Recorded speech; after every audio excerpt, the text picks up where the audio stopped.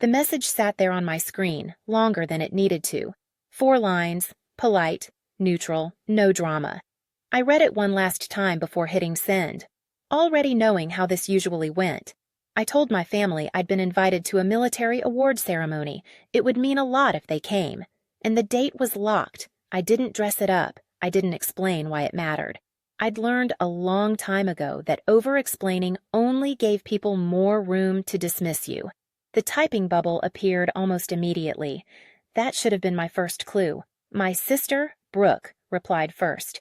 She didn't ask what the award was. She didn't ask where the ceremony would be. She went straight to the point. She said it sounded like one of those stupid awards the military hands out to make people feel important. Then she added that she already had plans, a show, tickets she'd bought weeks ago. She ended it with a laughing emoji, like that somehow made it lighter. I stared at the screen and felt that familiar tightness settle in my chest. Not shock, not anger, just recognition. A second message came through. My mom.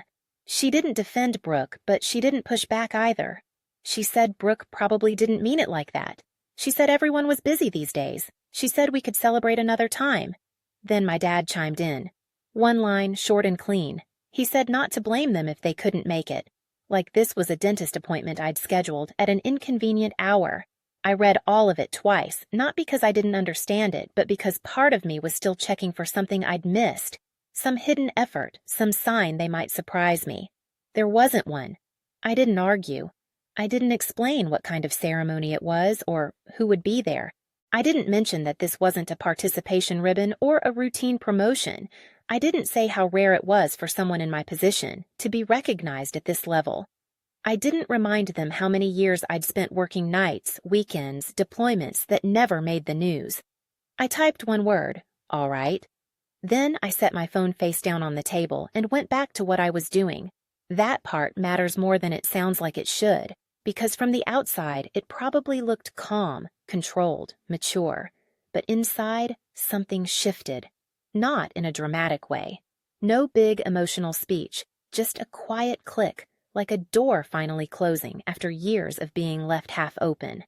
Growing up, my family never called me the problem child. I was the opposite. I was the kid teachers liked, the one who followed rules, turned in homework, didn't need reminders. Brooke was different.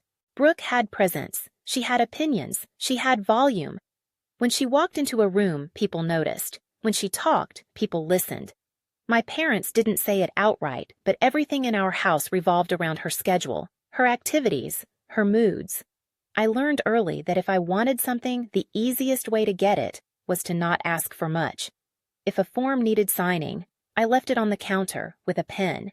If dinner needed setting up, I did it without being told. If something went wrong, I fixed it before it became a conversation. Adults love kids like that. They just don't always see them. By the time I was a teenager, I understood my role perfectly. Brooke was the star. I was the reliable one. My parents liked to say they never had to worry about me. It was meant as a compliment. It didn't feel like one. When I told them I was thinking about joining the military, the reaction was polite. No yelling, no dramatic objections, just confusion. My mom asked why I'd choose something so hard when I could do something safer. My dad said it was a steady paycheck, which I think was his way of being supportive. Brooke laughed and asked if I was serious. I didn't make a speech about service or duty. I didn't frame it as a calling. I just said it felt right. They nodded. Then the conversation moved on. That pattern followed me into adulthood. Training graduations, first assignments, long stretches where I was overseas or on call and barely sleeping. I sent photos. I shared updates when I could. They responded with thumbs-up reactions and quick texts. Sounds good. Stay safe. Let us know when you're back. I stopped expecting more. The thing about military work, especially the kind I do, is that it rarely looks impressive from the outside. I don't kick down doors. I don't stand in formation for photo ops. My job is to sit with problems until they stop being problems, to make decisions that don't feel dramatic in the moment but matter later when someone makes it home, instead of becoming a name on a list. I got good at that kind of work because it matched who I'd always been, the person behind the scenes, the one who notices details other people skip, the one who stays after everyone else leaves, to make sure nothing falls apart. When the email about the award came through, I didn't open it right away. I was between meetings, juggling 3 unrelated issues. And my first thought was that it was another scheduling update. When I finally read it, I had to go through it twice before it registered. Formal language, official seals, a date, a location, a line about guests. I closed my laptop and sat there longer than necessary, staring at the wall, like it might explain what I was supposed to do with that information. For a full day, I told no one outside of work. Not because I was trying to hide it, but because I didn't know how to hold it yet. Recognition has a way of making old patterns louder. It brings back questions you thought you'd already answered. By the time I told my family, I'd already rehearsed the disappointment. I just hadn't expected it to arrive, quite that cleanly. After I set my phone down, I went back to my notes. There was still work to finish, a briefing to prep, a decision waiting that didn't care how my family felt about my calendar. I focused on that instead, because focusing has always been easier than feeling. Later that night, as I washed a single mug in the sink and listened to the quiet of my apartment, the thought crossed my mind that maybe this was simply how things were supposed to be. Some people show up loudly, others do the work. Families settle into those roles and rarely question them. I dried the mug, put it away, and checked my phone once more. Even though I knew there wouldn't be anything new, there wasn't. Just the same messages sitting there, unchanged. I didn't feel angry. Not yet. Mostly, I felt tired in a very specific way. The kind that comes from realizing you've been bracing for something, your whole life, without noticing the tension. I turned off the light in the kitchen and stood there for a moment, hand on the switch, thinking about how simple that exchange had been. 4 messages, 1 word from me, and somehow it had managed to say everything that had never been said out loud. I picked up my bag, checked my schedule for the next day, and moved on, already aware that I'd made a choice. The second I decided not to explain myself. I didn't respond after that, and no one followed up. The group chat went quiet, the way it always did, once the moment passed. That silence felt familiar enough that I barely noticed it anymore. I grabbed my keys, left the apartment, and drove to base, with the same steady focus I'd trained myself to keep. Still, as traffic slowed near the gate, my mind drifted back to places I didn't usually let it linger. When you grow up in a house where nothing outright bad happens, it takes a while to understand why something still feels off. There were no screaming matches, no dramatic punishments, no doors slammed hard enough to crack the frame. What there was instead was a pattern, subtle, consistent, easy to excuse if you didn't live inside it. Brooke had a way of filling space. She talked fast, laughed loud, and expected responses immediately. If she walked into the kitchen with a story, the room tilted toward her without anyone noticing it happen. My parents leaned in. Questions followed, reactions stacked on top of each other. By the time she finished, everyone felt like they'd participated in something. When I spoke, the room didn't tilt. It paused. People nodded. Someone said, "That's nice," or "Good for you." Then the conversation found its way back to Brooke, or to whatever else felt more urgent in the moment. I learned quickly that volume mattered more than content. At family gatherings, relatives asked Brooke about her life first, what she was working on, who she was seeing, what her next big plan was. If someone eventually turned to me, it was usually with a question that already assumed the answer. Still in the military, still busy. I'd say yes, and that would be enough to move on. No one was cruel about it. That's what made it harder to explain. Neglect with a smile doesn't leave obvious marks. It just teaches you to stay small. By middle school, I stopped volunteering information. I answered what I was asked and left the rest alone. If I brought home a good grade, it went on the fridge, next to Brooke's accomplishments. But it didn't spark a conversation. If Brooke had a bad day, the house shifted to accommodate it. If I did, I handled it quietly and kept going. My parents used to joke that I was easy, that I never caused problems. I think they meant it as praise. What it really meant was that I learned how not to take up space. I didn't resent Brooke for it, at least not then. She played the role she'd been given, the same way I did. She knew how to be noticed. I knew how to be useful. Families like that don't usually stop to question the balance because nothing is technically wrong. High school made the differences clearer. Brooks' events dictated the calendar. Games, performances, social plans that turned into family priorities without discussion. If I had something happening on the same day, the assumption was that I'd understand. And I did. I always did. There was a night when I mentioned an academic award at dinner. Not a huge one, just something I'd worked hard for. My dad smiled and said he was proud, then immediately asked Brooke if she was ready for her upcoming weekend. The conversation turned. My moment ended there. I remember washing my plate after dinner and thinking not for the first time that being proud and being seen were two different things.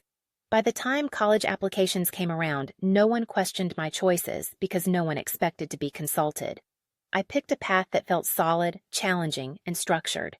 Something that didn't require applause to feel meaningful. Something where effort translated directly into outcome. The military fit that logic perfectly. When I brought it up, my parents reacted the way they always did to my decisions. Mild concern, mild curiosity, no real pushback. Brooke laughed and asked if I was going to start yelling orders at people. My mom worried about safety. My dad focused on benefits and stability.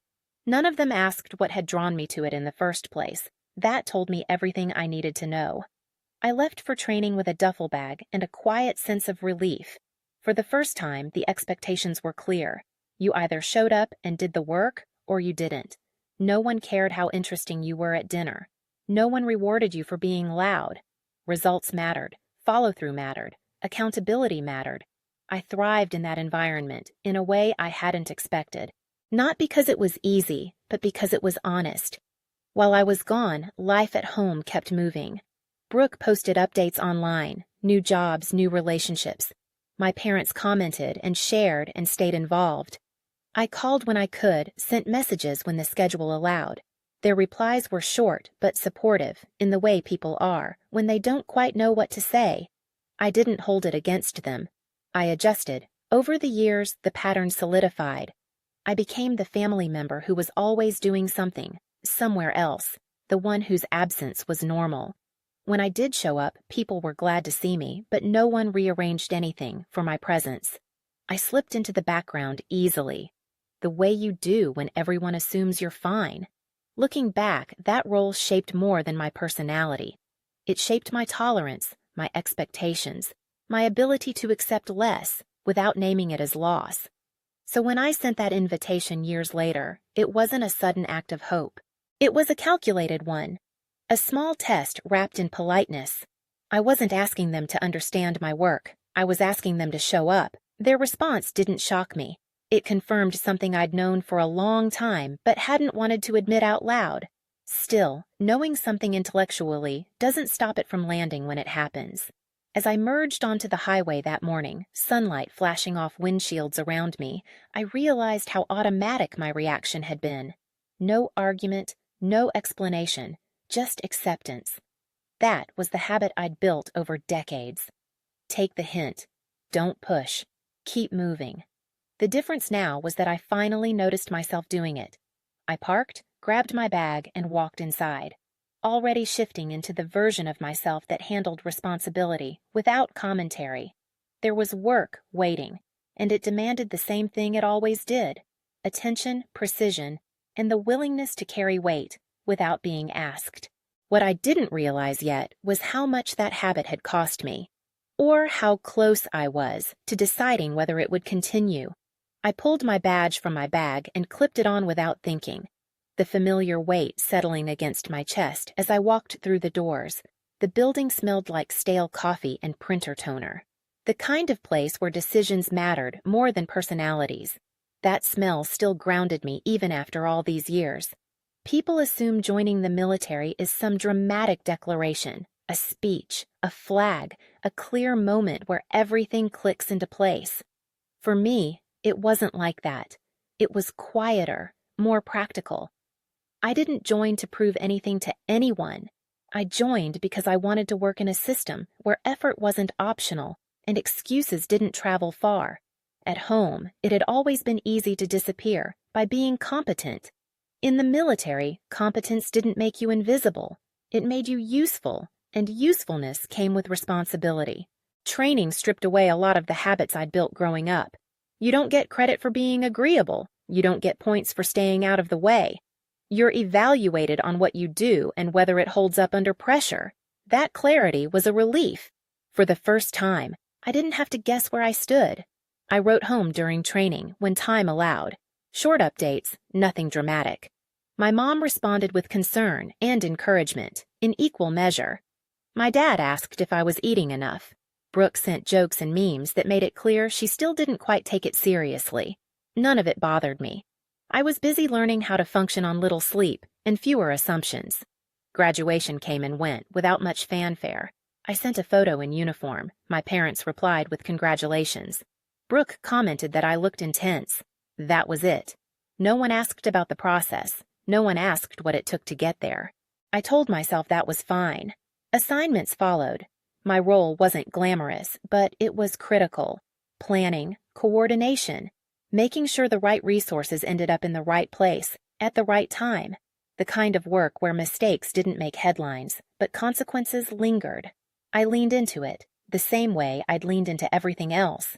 Quietly, thoroughly, without expecting recognition. Deployments stretched time in strange ways. Weeks blurred together. Days were measured by briefings and updates, by the steady hum of systems running the way they were supposed to. When something went wrong, it was rarely loud. It showed up as a delay, a gap, a decision that needed correcting fast. I learned to spot those gaps early. I called home when schedules lined up. Sometimes the calls were rushed, sometimes they didn't happen at all. When I did get through, the conversations followed a familiar pattern. My parents asked if I was safe. Brooke talked about whatever was happening in her life at the moment. I listened, contributed when it made sense, and didn't bring up the details of what I was doing. Not because it was classified, because explaining it never seemed worth the effort. The military has a way of making certain truths obvious. One of them is that showing up matters.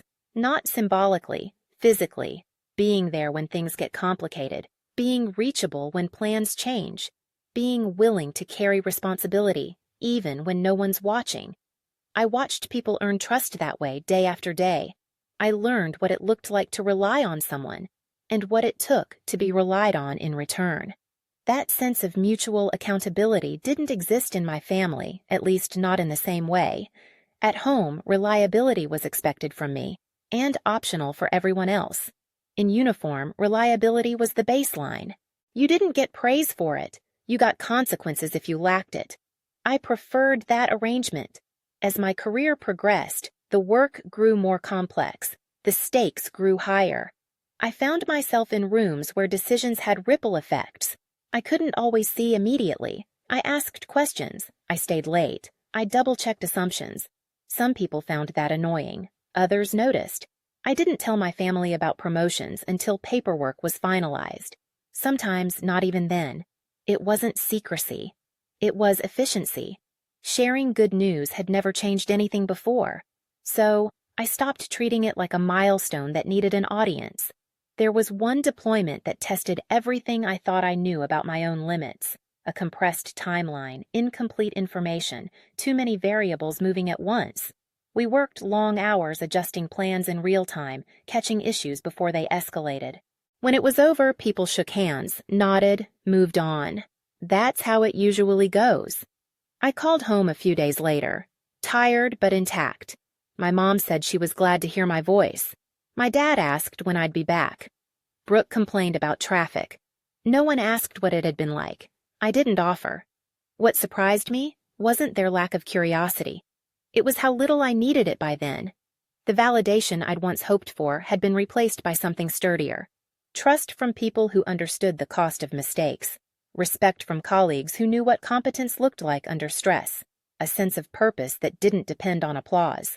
Still, habits formed early are hard to break. On paper, I was fine. More than fine. But there were moments, usually late at night or during long drives, when I wondered what it would feel like to be met halfway. To have someone say, without prompting, that what I was doing mattered. Those thoughts never lasted long. Work had a way of pulling me back in. By the time I'd been in for over a decade, my role had narrowed into something precise. I wasn't there to impress anyone. I was there to make systems work when conditions weren't ideal. I took pride in that, even when no one outside the room knew my name. When the opportunity that would eventually lead to the award crossed my desk, it didn't arrive with ceremony. It showed up as a problem that hadn't been solved yet, a pattern that didn't sit right, a set of outcomes that could be improved if someone was willing to dig into the details. I took it on because that's what I do, not because I expected it to lead anywhere beyond the next briefing. At the time, it never occurred to me that this work would force me to confront anything beyond professional judgment. It was just another responsibility, another thing to handle quietly, another reason to keep my head down and my expectations realistic. I didn't connect it to my family at all. Not yet. That came later, after the routines had been established, and the consequences of small decisions started to show themselves. When people began to notice that something was working better than it used to, when questions turned into conversations, when conversations turned into documentation. Even then, I stayed focused on the task in front of me. That focus had carried me this far. It had kept me steady when attention was scarce and recognition unpredictable. I walked down the hallway toward my office, coffee cooling in my hand, already mentally sorting through the day's priorities. Whatever came next would be handled the same way everything else had been, methodically, without fanfare, and with the understanding that results speak, whether anyone's listening or not.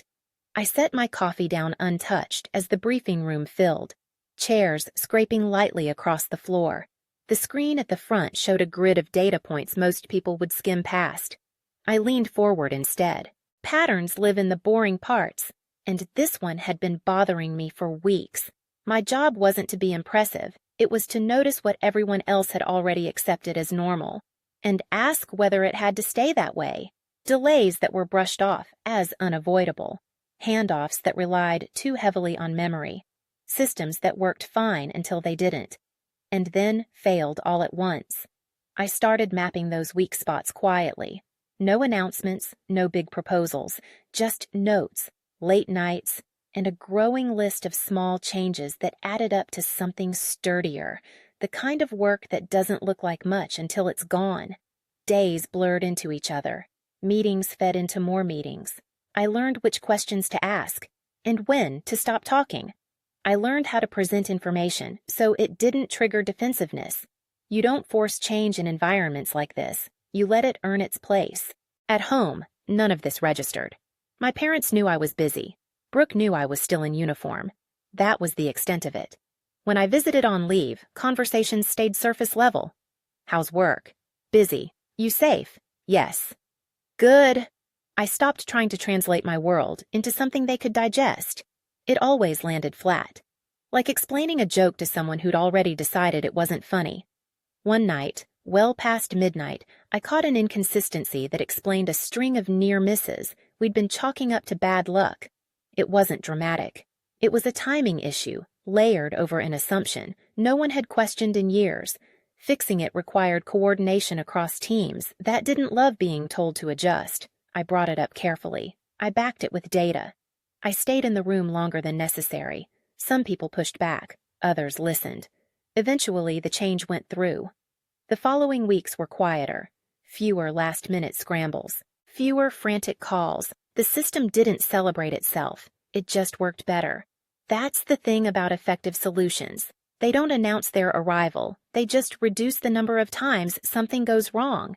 I didn't tell my family about any of this. Not because it was secret, but because it wouldn't have translated into anything meaningful for them. There was no headline version, no highlight reel, just a series of outcomes that mattered deeply to the people involved, and not at all to anyone outside the chain. Colleagues started looping me in earlier, asking for my take before decisions were finalized. Trust builds that way, incrementally, until one day you realize people are waiting for you to speak. I kept my head down. I always do. There were days when the weight of it all crept in. Not fear exactly, responsibility. The knowledge that someone else's bad night could start with a missed detail on my end. I handled that pressure the same way I'd learned to handle everything else, by preparing thoroughly and not expecting praise. When I did talk to my family, it was usually in the gaps between flights, between meetings. The calls were short, pleasant. Brooke talked about her life with the same confidence she always had. My parents listened, nodded, filled in the rest with what they already understood. Once my mom asked if I ever thought about doing something else, something less demanding. I told her I liked what I did. She said that was good and asked if I'd seen a show she liked. The conversation pivoted smoothly without friction. That was our dynamic. No one meant harm. No one went out of their way to dismiss me. They just didn't adjust to their lens. Inside the unit, things moved differently. Effort was visible there. Quiet competence got noticed. Not with applause, but with responsibility. I was given more of it. Bigger scopes, shorter timelines, fewer margins for error. I remember sitting in my office late one evening, lights dimmed, reviewing a report that summarized months of work in a few sanitized paragraphs. It struck me then how strange recognition can be. The people whose lives were affected by these changes would never know my name, and the people who knew my name had no idea what any of it meant. I was okay with that mostly. The work continued. Adjustments layered on top of adjustments, systems stabilized, processes tightened. A few people joked that things were running smoother than usual. I smiled and went back to my notes. It wasn't until someone forwarded me an email from higher up that I realized the ripple had traveled further than I'd expected. Questions were being asked, metrics were being reviewed, names were being attached to outcomes. I closed the email and reopened it later, just to make sure I hadn't misread it. I hadn't. Even then, my first instinct wasn't excitement. It was caution. Attention has a way of complicating things. It brings expectations, interpretations, narratives that don't always match reality. I'd built my career on staying focused, not visible. I didn't mention the email to my family. Not that day, not the next. There was nothing to tell yet. And experience had taught me that premature explanations only invited misunderstanding. Instead, I kept working. Weeks passed. More messages came in. Requests for clarification, for documentation, for context. I answered them thoroughly and without flair. I didn't pitch myself. I let the work stand where it was. One afternoon, a senior officer stopped by my office. He didn't sit. He didn't close the door. He said a few things about consistency and impact, then nodded and left. It was the kind of exchange that meant more than it sounded like. I sat there afterward, hands folded on the desk, feeling that familiar mix of steadiness and restraint. Whatever was forming around this work, it wasn't something I'd chased. It had grown out of repetition and follow through. At home, life went on unchanged. Group chats about holidays, Brooke sharing photos, my parents commenting. I reacted when it made sense. I didn't volunteer updates. That gap between my two worlds widened quietly. On one side, responsibility stacked and outcomes improved. On the other, I remained the same dependable presence people assumed didn't need much. I wasn't bitter about it. Not yet. I'd made peace with the idea that some contributions don't translate across contexts. That was just how it was. What I hadn't accounted for was what happens when those contexts collide. When work done in silence steps into a space where being seen suddenly matters, and the people who never learned how to look are forced to face it all at once. At the time, I was still focused on the immediate tasks in front of me, adjusting a timeline, flagging a risk, making sure nothing slipped. The systems kept running, the days kept filling themselves, and somewhere in the background, without my involvement or expectation, a decision was being shaped that would pull all of it into the open. The chair across from my desk scraped softly as Colonel James Walker sat down without asking. He didn't open a folder or glance at his phone. He looked at the whiteboard instead, where I'd left a half-erased flow from the morning. I waited. When someone like him comes to your office unannounced, you don't feel the silence. He pointed at a box note near the corner. "You changed this assumption," he said. "It wasn't a question." I nodded. It was costing us time. He leaned back, considering that, then nodded once. Everyone said the delays were unavoidable. They weren't, I said. They were just familiar. That was the first real conversation we had. Not a performance review, not a pep talk, a short exchange about how systems lie to you if you stop asking why. He stood, thanked me for the work, and left. The whole thing lasted maybe 3 minutes. It stuck with me for weeks. Colonel Walker had a reputation for noticing the right details and ignoring the wrong ones. He didn't reward noise. He rewarded outcomes. People didn't try to impress him. They tried not to waste his time. That suited me. After that, he started looping me in earlier. Drafts came my way before meetings. I was asked to sanity check plans that had already been approved in principle. Sometimes he pushed back on my suggestions, sometimes he didn't. Either way, he always explained why that mattered. We didn't become close. We didn't trade personal stories. What we built was trust, the professional kind that doesn't need handshakes or compliments to hold. When he asked for my input, I gave it straight. When I needed cover to test a change, he gave it without turning it into a favor. At home, nothing shifted. Brooke posted about a new opportunity. My parents commented with encouragement. I reacted with a thumbs up when I remembered to. The distance wasn't hostile, it was habitual. One afternoon, Walker asked me to walk him through the timeline again, slower this time. We stood side by side in the conference room while I talked through each decision point, each trade-off. He asked a few questions that forced me to clarify my thinking. I appreciated that. Clarity improves under pressure. When I finished, he nodded and said, "You don't rush." "That's rare." I shrugged. "Rushing hides mistakes." He smiled at that, just a little. Exactly. He didn't say good job. He didn't say I'm impressed. He didn't need to. What he did was put my name on a recommendation. That went further than I'd expected. I didn't know that at the time. I only noticed that more people started asking for my input, and fewer people argued when I flagged an issue. Recognition inside in the military doesn't look like it does on television. It's quiet, procedural, buried in emails that don't use exclamation points. It's being trusted with decisions that don't have easy outs. It's being held to a higher standard without being told that's what's happening. I kept my family out of it, not deliberately, just naturally. There was nothing to share that would translate. Telling them I was working on improvements would sound vague. Explaining the stakes would require context they'd never wanted before. Walker never asked about my family.